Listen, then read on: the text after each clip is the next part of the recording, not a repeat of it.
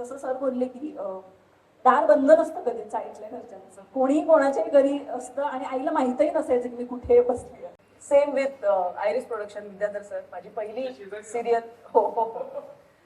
राजश्री निकमला मी कधी बसून, योगेश दीक्षित दीक्षित आमंत्रित आहात. यानंतर आईचा लाडका, कुटुंब जपणारा आणि छोट्या छोट्या गोष्टींमध्ये प्रत्येक वेळी आनंद शोधणारा आपला हा सर्वांचा लाडका समीर म्हणजेच अंबर गणपोळे. एकदा टाळ्या सगळ्या कलावंतांसाठी बोलतात. त्याच पद्धतीने या मालिकेची रंगत वाढवण्यासाठी नीलंबरी हे पात्र अगदी वेगळ्या पद्धतीने साकारणारी आपल्या सर्वांची लाडकी अभिनेत्री हेमांगी कवी.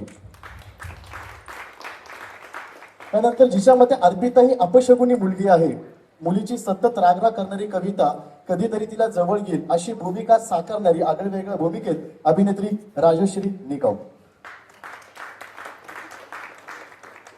धन्यवाद. खर तर एक तगडी टीम आपल्याला पाहायला मिळते, त्यामुळे टाळ्या पण तितक्या तगड्या झाल्या पाहिजे, जोरदार. यानंतर असं म्हणतात की या मालिका असो किंवा सिनेमा असो, त्याच्यामध्ये सगळ्यात जीव आत्मा असतो तो म्हणजे लेखक. आणि ज्यांच्या कल्पकतेतून एक सुंदर मालिका साकारली गेली, कागदावर लिहून आपल्या प्रत्येकाच्या मनापर्यंत अधिराज्य गाजवण्यासाठी तयार आहे, अशा आपल्या वेगवेगळ्या मालिकांच्या माध्यमातून आपल्या प्रत्येकाच्या मनामनात पोहोचलेले, मराठी असू दे, हिंदी असू दे, असे विविध लिखाण, विविध मालिका ज्यांच्या आपल्या मनापर्यंत पोहोचल्या, असे या मालिकेचे लेखक. अर्थातच जरा टाळ्या अगदी जोरदार झाल्या पाहिजेत शिरीष लाटकरसाठी, जोरदार. आता यांचं लेखन म्हटल्यावरती मालिका काय असणार हे आपल्याला थोडं सुलगडा होणारच आहे 5 जानेवारीपासून. यानंतर असं म्हणतात की मालिका सगळी पूर्ण करण्यासाठी सगळ्यात महत्वाचं असेल ते म्हणजे दिग्दर्शन. कारण की दिग्दर्शन चांगलं असेल तर मालिका अगदी तो आत्मा आपल्या प्रत्येकाच्या मनात पोहोचतो. अशा या मालिकेचे दिग्दर्शक जयंत पवार सर, एका टाळ्या जोरदार. त्याच पद्धतीने हे सगळं साचा एका सुंदर मालिकेच्या माध्यमातून उतरवणं आणि त्या सगळ्यांचा एक बॅकबोन म्हणजे सगळ्यात मोठा पाठिंबा असतो तो म्हणजे निर्माता. अर्थात या मालिकेचे निर्माते विद्याधर पाठारे सर, एकदा टाळ्या पक्षामध्ये जोरदार. आपल्या सर्वांचे या सुंदर मंचावर स्वागत आहे. कर्ता सेट आपलाच आहे, आपलेच माणसं आहेत आणि समोर बसलेली पत्रकार मंडळी सुद्धा आपलीच घरचे सदस्य आहेत. त्यामुळे आपल्या सगळ्यांना विनंती आहे आपण स्थानापन्न होऊन घ्यावं.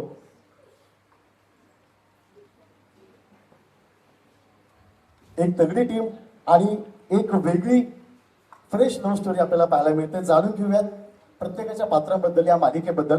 सर्वप्रथम माझा पहिला प्रश्न आहे अर्पिता यांना, या मालिकेत तुझ्या भूमिकेबद्दल आणि मालिकेच्या आतापर्यंतच्या प्रवासाबद्दल काय सांगशील? हा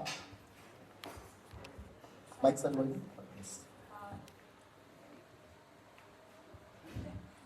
नमस्कार सगळ्यांना. मी अर्पिता पुरोहितचं कॅरेक्टर करते आणि अर्पिता ही अतिशय साधी, समंजस, घराची सगळी जबाबदारी तिने उचलली आहे आणि सगळ्यांना आपल्या घरातली वाटेल अशी ती अर्पिता आहे.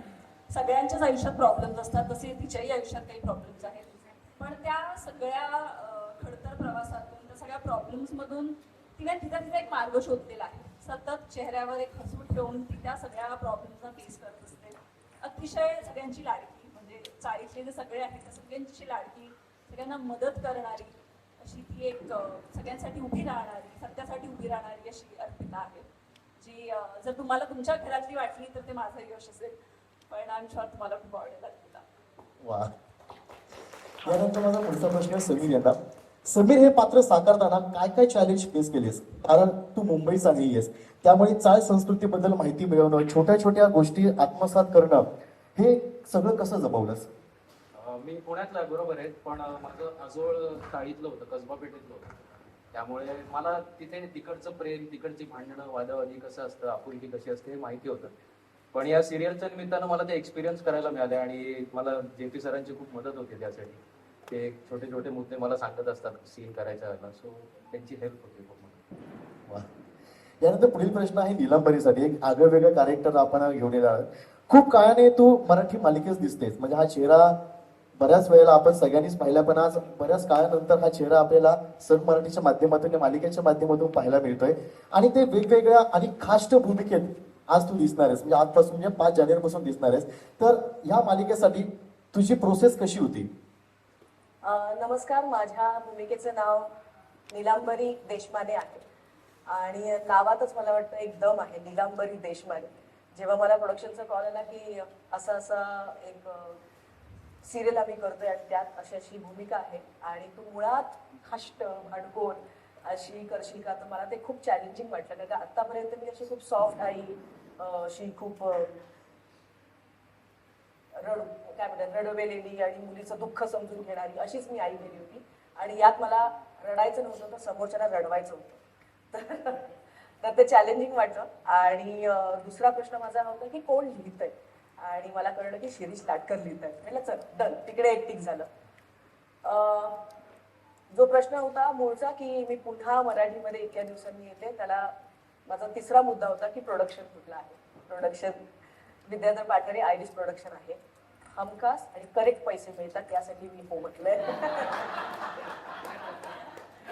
आणि चौथा माझा प्रश्न होता की डिरेक्टर कोण आहे, तर जयंत पवार जेव्हा कळलं मला बस संपलाच, विषय संपला. मला कॅरेक्टर आवडलं होतं, कोण लिहितंय ते कॅरेक्टर ते कळलं होतं, कोणासाठी आपण हे करतोय हे कळलं होतं, कोणा कर्वे होणार आहे हे कळलं होतं, आणि कोणासाठी करतोय. तर मला पाचवं मुद्दा माझा हा होता की कुठल्या चॅनलसाठी करतोय, आणि सन मराठीसाठी करतोय आपण. आणि आत्ता मला कळलंय की सन मराठी बूमला आहे आणि त्याच्यावर दिसणं माझ्यासाठी खूप भाग्याचं आहे. त्यामुळे या 5 मुद्द्यांसाठी मी सिरियलला हो म्हटलं. आणि आता करता करता एक 7-8 दिवस झाले. चॅलेंजिंग हे आहे की हे कॅरेक्टर मी कधीच केलं नव्हतं आणि माझा मूळ स्वभाव सुद्धा असा नाही. सो मला ते करताना एक डेव्हलप करावं लागतं, मला ते क्रिएट करावं लागतं, आणि ते करताना खरंच मजा येते. कारण मला नेहमीच काहीतरी वेगळं, काहीतरी चॅलेंजिंग करायला आवडतं आणि ते करायला मला मिळतंय. So thank you so much. मला या रोलसाठी विचार केला माझा. आणि टीम भन्नाट आहे. आम्ही पहिल्याच दिवशी, म्हणजे हे फक्त ऑन रेकॉर्ड बोलायचं म्हणून नाही, पण पहिल्याच दिवशी आम्ही सगळे एका पेजवर होतो. म्हणजे ह्युमर असो, सगळं असो, आम्ही एकमेकांची मस्करी करतो. त्याच्यामध्ये असं नाही झालं की अहो यांचं काय चाललंय वगैरे, असं काही नाही. हा पुण्याचा असला तरी. सो मजा येते सो फार.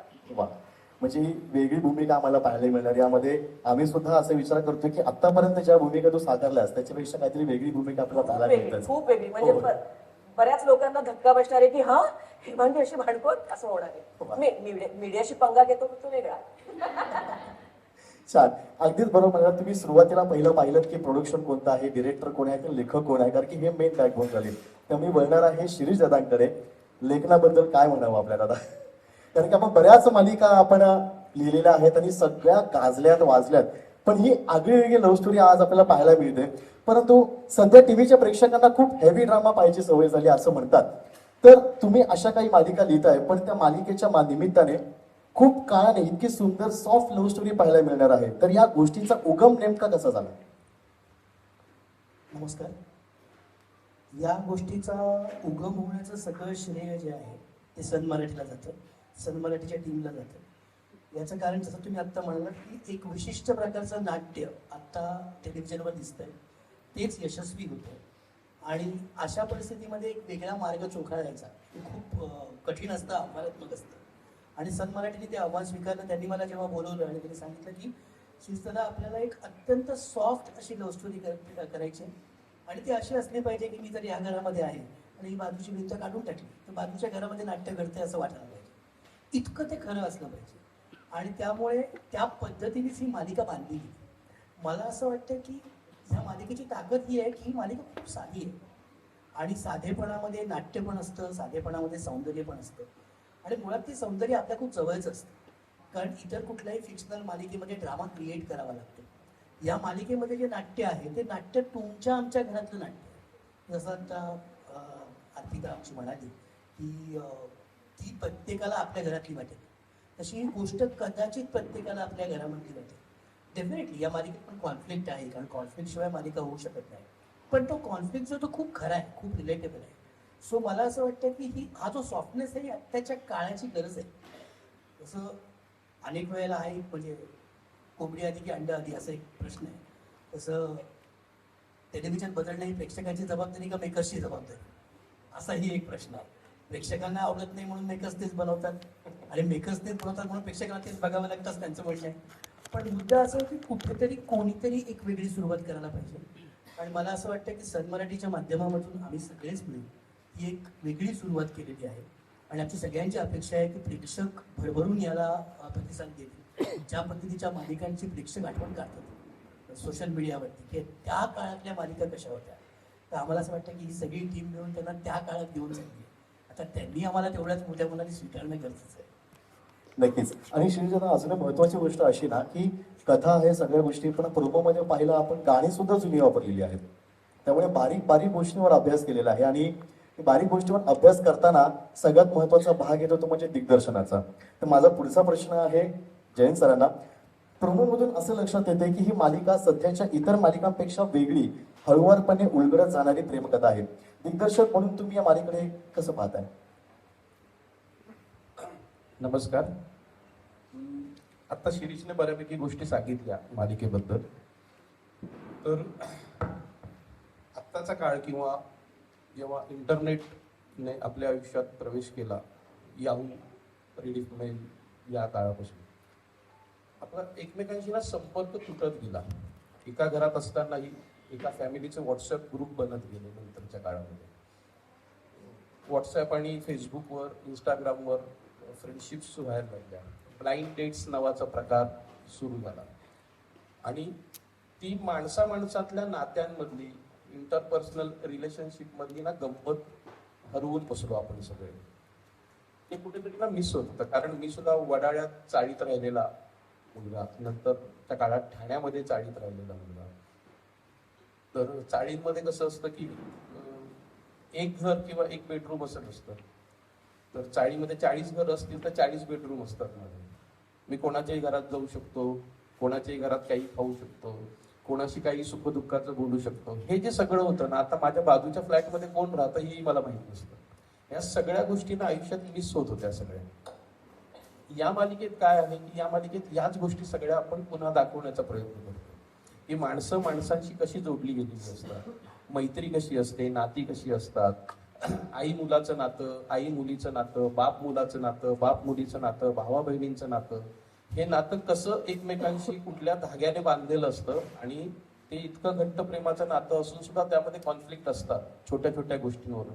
म्हणजे अगदी डोमेस्टिक प्रॉब्लेम असतात, अगदी छोटे छोटे प्रॉब्लेम असतात. कंगव्याचा एक दात का तुटला पासूनचे आपले प्रॉब्लेम असू शकतात. म्हणजे आपण युक्रेन आणि रशियाचं युद्ध कधी थांबणार एवढ्या मोठ्या प्रॉब्लेमवर नाही बोलत, कारण तो आपल्या आयुष्याचा भाग नाही. आपल्या आयुष्याचा भाग हाच आहे की साखर संपली, आणायला कोण जाणार, प्रत्येक वेळेला आईनेच जायचं का, हे प्रॉब्लेम्स असतात ना घरातले. तर हे प्रॉब्लेम्स खूप गोड असतात, छान असतात. ह्या प्रॉब्लेम्स मध्ये ना गंमत असते, मजा असते. आता आईशी वाद झाला, पुढच्या सेकंदाला आई म्हणते चल मला बाहेरपर्यंत सोड, हा चल चल आई रिक्षाने चल, चालत नको येऊस, संपला वाद. ही जी नात्यांमधली हळूवार गंमत आहे ना, ती गंमत कुठेतरी ना मिस होत होती. आणि ही मालिका जेव्हा विचारलं मला तेव्हा गोष्ट ऐकली शिरीषची, कारण मी शिरीषचा आणि माझा संबंध बालपणापासूनचा आहे तसा, आणि मी त्याच्या लेखनाचा तेव्हापासूनचा फॅन आहे. म्हणजे तुम्हाला खोटं वाटेल, 1998 सालच्या त्याच्या पेपरमधल्या लेखनाची कात्रणं आजही आहेत माझ्याकडे. इतकं मला त्याचं लिखाण आवडतं. आणि त्याने जे लिहिलंय ते इतकं छान आणि गमतीशीर होतं की ते करायला खूप मजा येणार होती.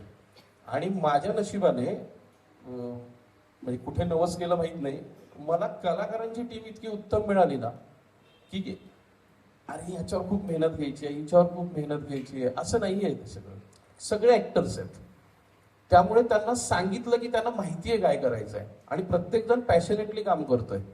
म्हणजे मी सगळ्यांना ग्वाही देतो की आता नवीन शो आहे म्हणून पॅशनेटली काम करतील असं नाही, तर त्यांनी मला प्रॉमिस केलंय की जितके वर्ष शो चालेल तितकी वर्ष प्रत्येक सीन ते तेवढ्याच पॅशनेटली करतील, कारण आपण देणं लागतो ऑडियन्सचं, तर त्यांच्यासाठी आपल्याला ते करावं लागेल. हे सगळ्यात महत्वाचं. दुसरं, चॅनल आणि चॅनल मधली माणसं मला इतकी गोड मिळालीत ना सगळी की सर तुम्ही करा, आम्ही सपोर्ट लावूयात. जनरली आपण काय ऐकतो, अरे यार चॅनलवाले, पण पल्लवी असेल, रुजुता असेल, ओमकार, दीपक सर इतके सपोर्ट लोक आहेत ना की जे पी तू कर, तू छान कर, छान दाखव.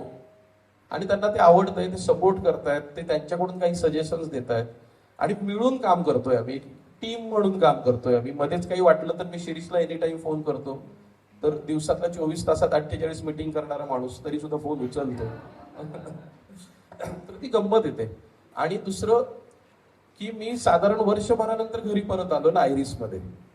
तर आयरिसची टीम म्हणजे आता काही सर बसलेत किंवा मनीष बसलाय म्हणून नाही बोलत आहे, काम करण्याचा एक कम्फर्ट असतो. म्हणजे पहिल्या दिवशी सुद्धा शूटिंगच्या वेळेत सुरू झालं काम, हे होत नाही जनरली.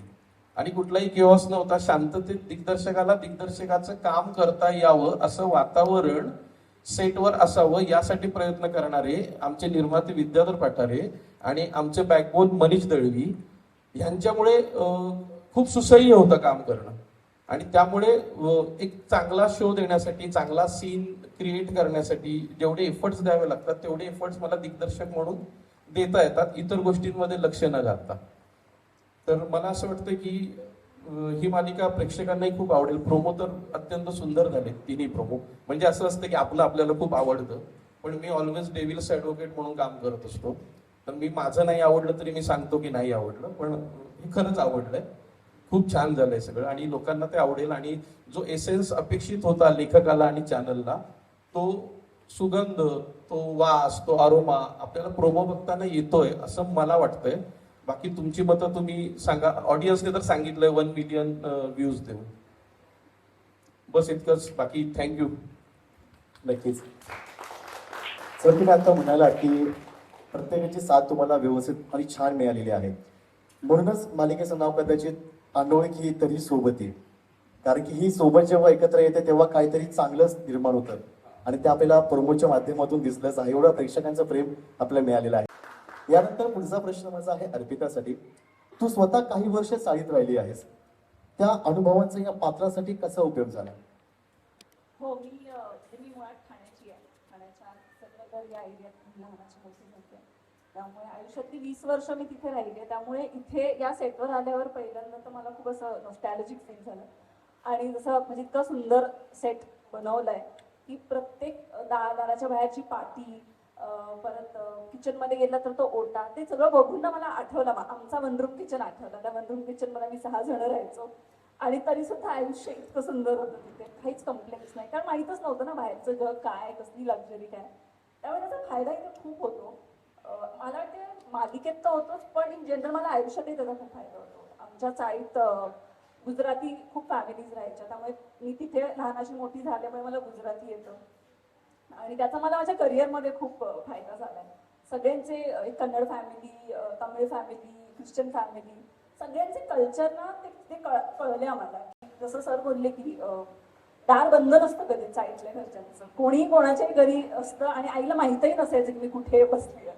त्यामुळे त्याचाही जनरल आयुष्यात खूप फायदा होतो. आणि ऑफकोर्स जे सर आहेत मदतीला, आणि शिरीष सरांनी ते कॅरेक्टर इतकं सुंदर लिहिलंय ना, कधी कधी मलाच डाऊट येतो की इतकं चांगलं कोणी असतं का, इतकी सेल्फलेस असते का मुलगी, पण असते. आणि या मुली मी पाहिल्यात, मी माझ्या चाळीत या मुली पाहिल्यात, मी माझ्या बहिणींमध्ये अर्पिताला पाहिलंय, तर खरंच असतात. आणि ते माझं चॅलेंज आहे आणि माझ्यावरती मोठी जबाबदारी आहे की मला ते तितक्या ऑनेस्टली प्रेझेंट करता आलं पाहिजे. आणि त्यासाठी ऑफकोर्स जे सर आहेत. आणि खूप मजा येते खरं तर आणि काम करायला, कारण सगळेच कलाकार जे आहेत, आता हिमांगी आहे, अंबर आहे, तुम्ही जेव्हा नवीन शो घेताना सगळ्यांनाच एक भीती असते पहिल्या दिवशी, आपल्याला जमेल का. पण जेव्हा सगळे कलाकार, प्रोडक्शन, दिग्दर्शक सगळे जेव्हा तुम्हाला कम्फर्टेबल करतात ना, तेव्हाच वाटते नाही हे आपल्याला जमेल आणि मजा येईल. हिमांगी बरोबर सीन करताना ती इतकी सिनियर कलाकार आहे, इतकी टॅलेंटेड आहे, पण तिच्याबरोबर काम करताना असं कधी दडपण नाही आलं. ती स्वतःचा परफॉर्मन्स तर वर नेते, त्याबरोबर समोरच्याचंही वर नेते. ती मलाही 4 गोष्टी सांगते, तू असं करू शकते, असं करूया का आपण. त्यामुळे ते खूप असं एक फॅमिली बनली आहे. 25 दिवसच झालेत आम्हाला एकत्र काम करून, पण एक कुटुंब तयार झालंय आमचं आणि मला फार मजा येते करायला. वा. माझा पुढचा प्रश्न आहे समीर, म्हणजे आपल्या मालिकेतला ग्रीन फ्लॅग. याच्यासाठी समीर आणि अंबर यांच्यात काय साम्य आहे? मालिकेत दिसणारा समीर नक्की कसा आहे? समीर सारखाच शांत आहे आणि मला पटकन राग येत नाही. त्यामुळे सिमिलॅरिटीज म्हणायला गेलं तर फारशा अशा नाही आहेत, तफावतच खूप आहे दोघांमध्ये. मी कधी चाळीत राहिलो नाही, मला हे कल्चर कधी माहिती नाही, काही माहिती नाही. त्या निमित्ताने ते बघायला मिळतं आणि फार असं काही अजून सापडलं नाही. आम्ही जसं पुढे करत जाऊ तसं सापडत जाईल असं मला वाटतं. वा, खूप छान. यानंतर निलंबरी यांच्यासाठी प्रश्न आहे. या मालिकेतला बऱ्याच कलाकारांसोबत काम करण्याचा तुझा पहिलाच अनुभव आहे, तर या टीम बद्दल काय सांगशील? तसं म्हटलं तर नाही, पहिल्यांदा म्हणजे अंबर बरोबर ऍक्च्युली हो, पण असं वाटत नाही. आता सोशल मीडियामुळे ना इतके ओळखीचे होतो, एक एक काय म्हणतात पर्सनॅलिटी ट्रेट्स कळतात आपल्याला. सो असं कधी वाटलं नाही की अरे बापरे ही काहीतरी वेगळी व्यक्ती आहे आणि ह्याच्याबरोबर मी आता कसं करून देऊ. जसं मगाशी म्हटलं, पहिल्या दिवशी आम्ही सगळे एका पेजवर आलो होतो. म्हणजे मी JP सरांना खूप वर्षांपासून ओळखते, खूप म्हणजे आपण सुद्धा बालमित्र. शिरीष सरांचं तर मी पहिलं नाटक केलंय 2003 ला. सो ते ओळखीचे आहेत. Same with iris production, Vidyadhar sir, माझी पहिली सिरियल. हो हो हो. राजश्री निकमला मी कधीपासून, योगेश दीक्षित दीक्षित हो, ठीक आहे, एक मिळाला त्यांना प्रोमो. योगेश केकर, त्याला तर म्हणजे त्याने लाईट्स केलेत माझ्या नाटकासाठी आणि एकांकिकेसाठी. आणि हे सगळेच मला असं अनोळखी कोणीच नाही वाटलं, सगळेच सोबत वाटले. वा वा, सुंदर सुंदर, प्रमोशन करून जा. याच्यानंतर माझा पुढचा प्रश्न खास शिरीष दादासाठी. तू अनोळखी तरी सोबती हे टायटल ऐकून गोष्ट नेमकी काय असेल याची उत्सुकता सगळ्यांनाच वाढलेली आहे, पण या गोष्टीचा गाभा नेमका काय? सगळ्यात आधी हे जे टायटल आहे ह्याची एक गोष्ट म्हणजे आम्ही लिखाणाला सुरुवात केली, शो बांधायला घेतला आणि त्यानंतर आम्ही बरेच दिवस शीर्षक काय असेल म्हणून आम्ही प्रयत्न करत होतो, आम्ही स्ट्रगल करत होतो. अनेकांकडनं अनेक विकल्प आले, पण कुठलाही मनाला पटत नव्हता आणि थोडीशी पॅनिक सिच्युएशन होती की आता काय करायचं. आणि एक दिवस मी स्क्रीन प्ले वाचायला मग सगळे आम्ही जमलो होतो आणि एक एपिसोड मी वाचत होतो आणि त्याच्यामध्ये एक प्रसंग होता. पण तो प्रसंग वाचत असताना त्याच्यामध्ये हे वाक्य होतं, तू अनोळखी तरी सोबत. आणि मी फ्लोमध्ये वाचत होतो आणि मी वाचता वाचता ते वाक्य बोललो आणि माझ्या नकळत या सगळ्यांच्या नजरा एकमेकांकडे गेल्या, चॅनल्स, प्रोडक्शन हाऊस, सगळ्यांच्या. आणि मला कळलंच नाही आणि सगळे एकमेकांकडे बघून हसतायत, स्माईल करतायत आणि मला वाटतं मी कुठून चुकलो की काय वाचताना. म्हणून मग मी एपिसोड संपवला आणि विचारतो सगळे हसत का होतं. आणि सगळे एकाच जोरात म्हणाले, टायटल मिळालं सर, तू अनोळखी तरी सोबत. असं म्हणून ते टायटल मिळालेलं आहे. मुळात याच्या कथेचा गाभा म्हणायचं तर मला असं वाटतं की एका वाक्यात जर काही कथा सांगायची तर दोन अपूर्ण व्यक्ती एकत्र येतात आणि एकमेकांना पूर्ण करतात, ही याची गोष्ट आहे. वा, खरंच सुंदर. की ह्या जगात कोणीच परफेक्ट नाही आहे, प्रत्येकामध्ये काहीतरी दोष आहेत, काहीतरी फ्लॉज आहेत, काहीतरी अवगुण आहेत. परंतु तरीसुद्धा आपण जेव्हा एकमेकांबरोबर चालायचं निश्चित करतो त्यावेळेला त्याला आहे तसं स्वीकारणं आणि आपल्या चांगुलपणाने त्याच्यामध्ये ते बदल घडवून आणणं आणि आपला प्रवास पुढे नेणं, अशा पद्धतीचा गाभा असलेली ही कथा आहे. कथा मी जास्त डिस्क्लोज करणार नाही, ओपन करणार नाही, कारण ती बघण्यात जास्त गंमत आहे. कारण जसं मी सांगितलं, जे खूप साधं असतं ते बघण्यात गंमत असते, अनुभवण्यात गंमत असते. सो ही कथा अनुभवण्यात गंमत आहे.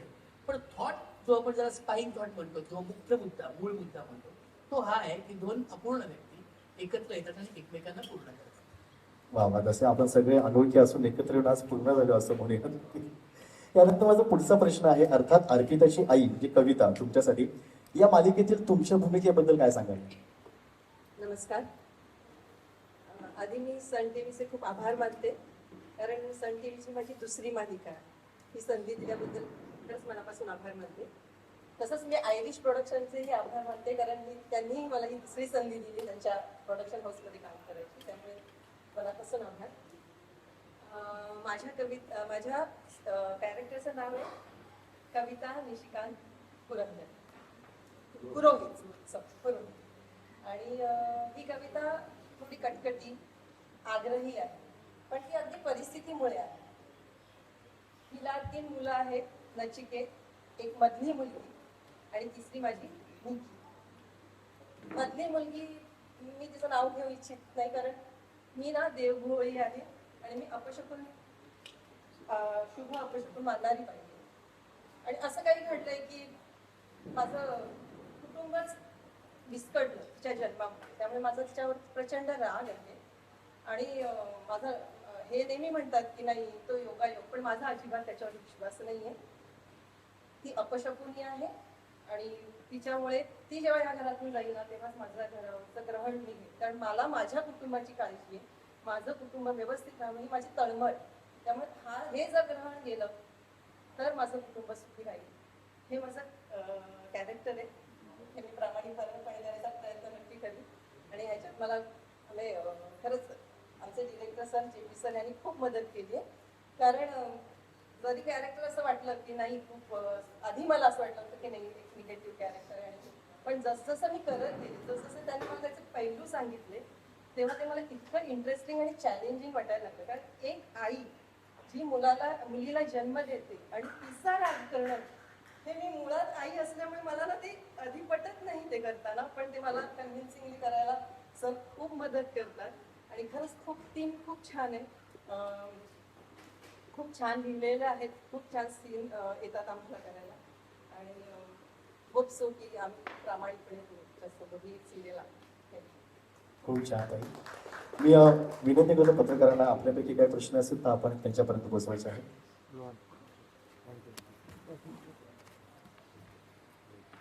हा पुढे इच्छुक आहे.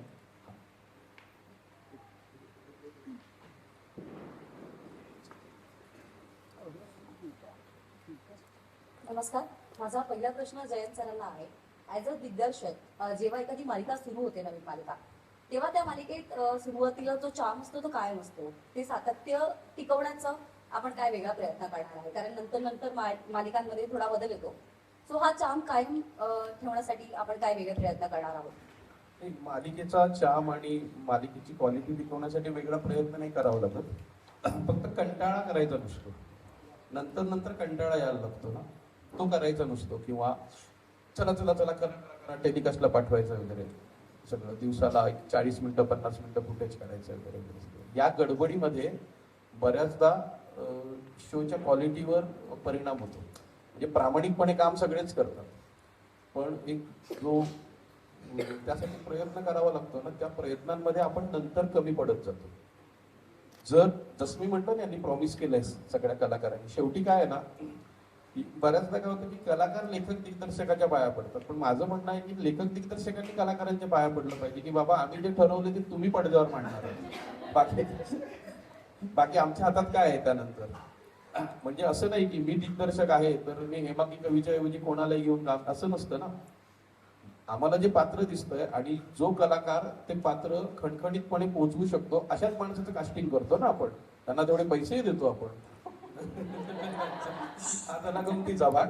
पण त्यासाठी विशेष प्रयत्न नाही करावे लागत. फक्त कंटाळा सोडला आणि ते पॅशन तुमचं ठेवलं तुम्ही, त्या गोष्टीमधला इंटरेस्ट कायम ठेवलात तुम्ही. प्रत्येक सीन हा माझ्या आयुष्यातला पहिला सीन आहे चांगला झाला तर, आणि वाईट झाला तर शेवटचा सीन आहे माझ्या आयुष्यातला करिअर मधला. असं जर मनाशी ठरवलं आपण तर आपलं काम चांगलं होतं असं मला वाटतं. या सिरियल मध्ये मी निशिकांत पुरोहित, अर्पिताचे बाबा हे कॅरेक्टर करतोय. नमस्कार, मी सचिन देशपांडे. या मालिकेमध्ये मी नचिकेत पुरोहित नावाचं पात्र साकारतोय, अर्पिताचा मोठा भाऊ. थँक्यू. नमस्कार, मी ऐश्वर्या पाटील माचकर. मी कल्याणी पुरोहित हे कॅरेक्टर प्ले करते आणि मी अर्पिताची वहिनी आहे. थँक्यू. मी निष्का कुलकर्णी, मी हिरोईनची भाची आहे. सुंदर ओळख. हॅलो, मी अमृता माळवतकर. मी रेणुका हे कॅरेक्टर करते, म्हणजे समीरची मोठी बहीण.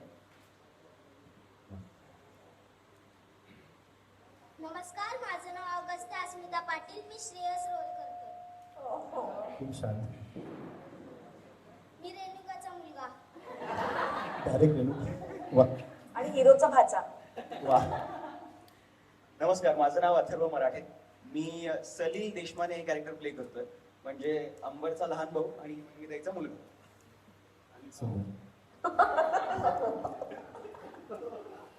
नमस्कार, मी योगेश केळकर आणि मी राजेंद्र देशमाने म्हणजे समीर देशमानेचा बाबा हे कॅरेक्टर प्ले करतोय.